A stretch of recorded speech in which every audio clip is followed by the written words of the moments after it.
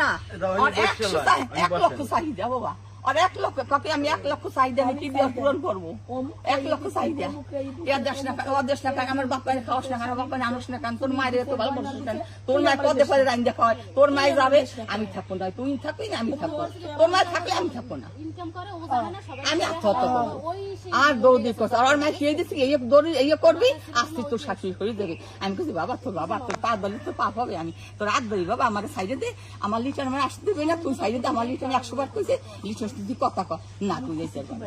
তুমি যাইতে পারবা না তুমি ঘরে গেলে কি কবো বাবা তুমি যদি না খাও গলায় সাইডটা ধরে মানে ওরা মাইরে ফেলাইতো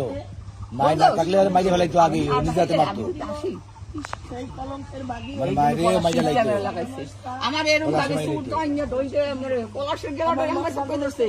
হেসে আমি হাত কানে এই সরাইছি এই আমার চুল ধরে ধরছে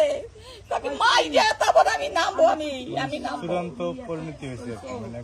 ওই দেখছে আমার কাছে কি মা তুমি বেশি কষ্ট পাও মা এবং শেষে কথা কি শেষের দিন বাড়িতে পলাশে অফিসে গেছে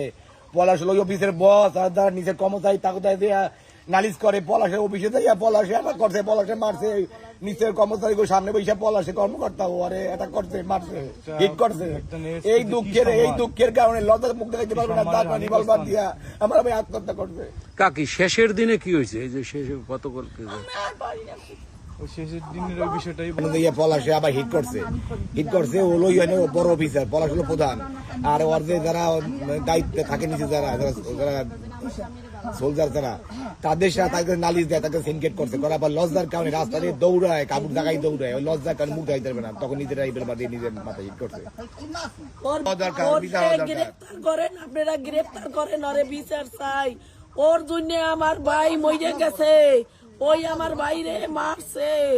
আমার বাইরে সকল সময় মৃত্যুর দিক ঠেলে দিছে সবসময় আমার বাইরে যন্ত্রণা দিছে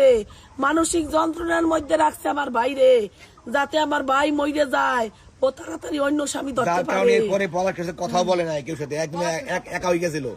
এই দুঃখের কারণে একা হয়ে গেছে কথা বলে না পলাশ আসে না কোনো সময় পলাশ একজনের বেশি কথা কইছে যে আপনি কলিং থাকে সবসময় কেন কি সমস্যাটা কি কথা পাইনি পরে এই আগে পরে তো মানে মান সম্মান বলতে কিছু নেই ভয় ডর মান সম্মান লজ্জা ঘৃণা কিছু নাই মানে এত বড় খারাপ মানে খারাপ একটা লিমিট থাকে ওই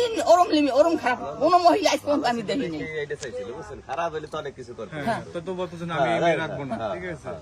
তারপরে যেভাবে মৃত্যু শেষ দিন পর্যন্ত ওই তো আমার ছেলে